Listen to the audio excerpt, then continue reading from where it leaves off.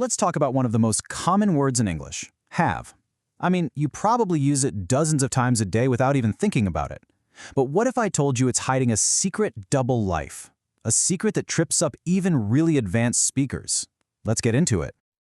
So right off the bat, which one of these sounds correct to you? I'm having a new car or I'm having a good time. Now, one of those is perfect English, and the other is a super common mistake. Think you know the answer? Well, stick with me, because the reason why reveals a really fascinating quirk of the English language.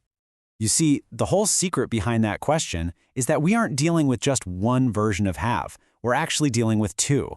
It's one word, but it has two completely different personalities. And depending on which have you're using, the grammar rules change completely. On one hand, you've got the possession have. That's the one we all know and love. It's all about ownership. You know, I have a car. But then there's the action have. And this one is all about things you do or experience, like I have breakfast. They look exactly the same, but trust me, grammatically, they are worlds apart. So let's focus on that second personality for a bit, the action have. Because once you learn how to spot it, I promise you're going to start seeing it absolutely everywhere.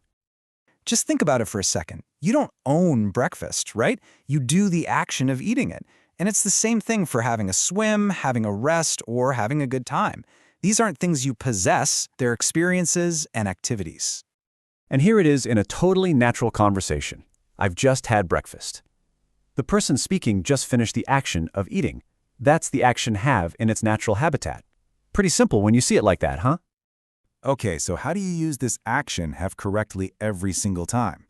Well, it all comes down to 3 simple golden rules. If you can master these, you will never get it wrong again. All right, here they are. Rule number 1, no contractions. Rule number 2, the continuous tense is totally okay. And rule number 3, never, ever, ever use the word got. Let's break those down one by one. First up, no contractions in the simple present or past tense. So while you can say he'd seen it, that's a different grammar structure. You can't say he'd an argument.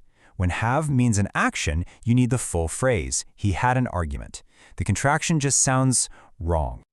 Okay, rule number 2 is the big one. This is the game changer. With the action have, you can use the continuous tense. I'm having a rest is perfect.